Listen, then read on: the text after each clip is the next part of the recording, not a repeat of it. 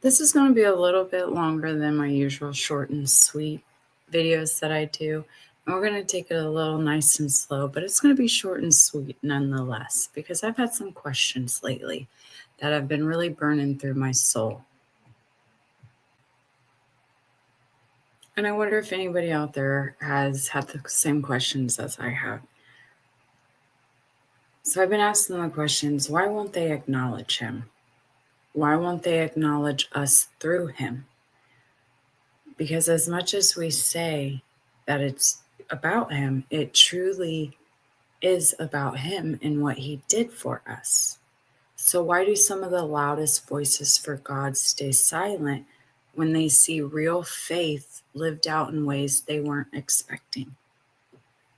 They see the struggle, they see the obedience, they see the fire in our hearts, and still they look away. They speak around us, they preach about grace, but never offer it when it's standing right in front of them. Why? They tell us not to worry about it. They tell us to accept it. They tell us a lot of things that dance around acknowledging it. Because when they acknowledge that kind of faith, the kind that doesn't fit the mold, the kind that costs something, it threatens the very things they've built their comfort around, their platform, their approval, their following. But what did Jesus say? He said, deny yourself, take up your cross, and follow me. He never said, do what's popular. He said, follow me. And that means acknowledging him and others, even when it's inconvenient, even when it challenges what you thought faith was supposed to look like. Because the truth, many aren't rejecting you, they're rejecting the God in you. Because to acknowledge that he's really moving in you, they'd have to admit they missed it. They'd have to humble themselves.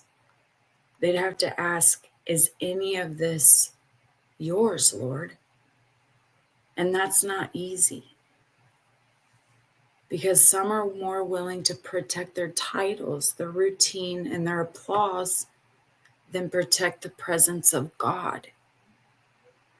And maybe that's why when some of us share what God has asked us to carry, there's silence, not from the world, but from the ones who say they're for him.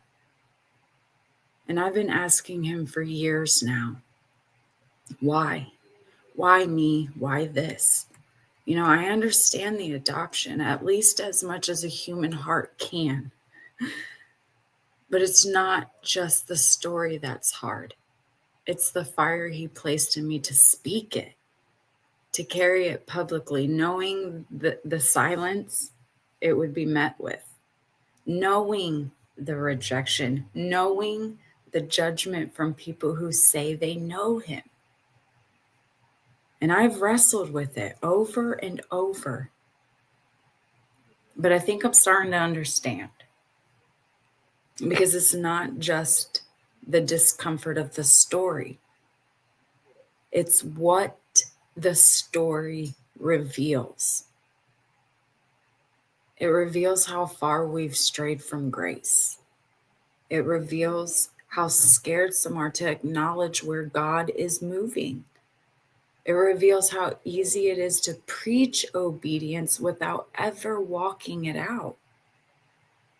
Because if they acknowledge God in your story, they'll have to confront the parts of their own where they've stopped obeying, where they've settled, where they've got comfort in what they've built, even if God never asked them to build it.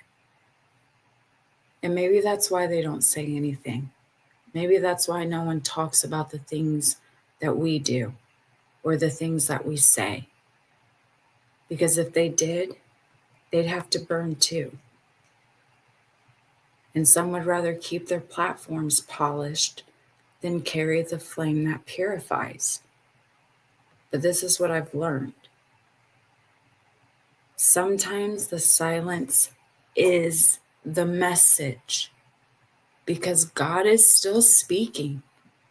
He's still calling, still moving through the ones who said yes when it cost everything.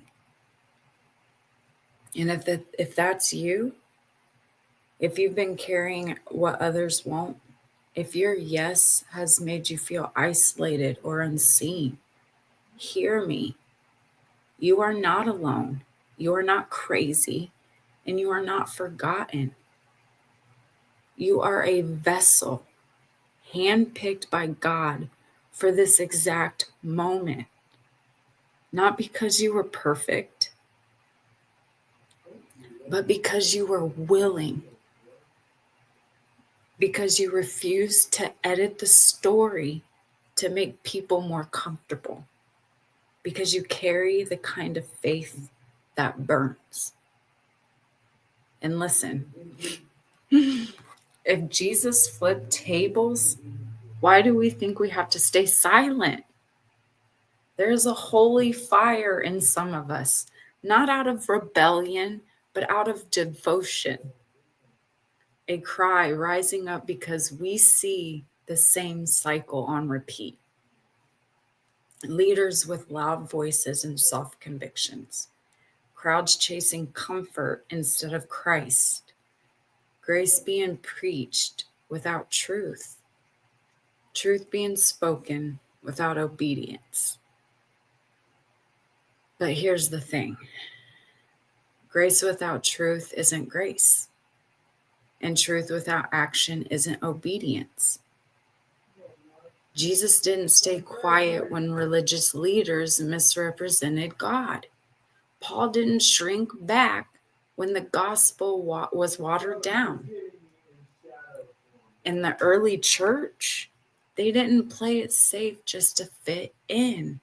They burned for something bigger. So no, this fire in us isn't here to condemn. It's here to wake up the ones still sleeping. To say we see him. He's moving. He's calling. And we will not ignore it. Not everyone will get it. Some will reject you. Some already have. But if we're going to burn, let it be for truth. Let it be for grace that acts, not just speaks. Let it be for Jesus, the real Jesus. The one who calls the misfits, the outcasts, the faithful few. Because sometimes the loudest worship is the one you give when nobody claps for it. And if you're feeling that fire too, you're not crazy. You're called.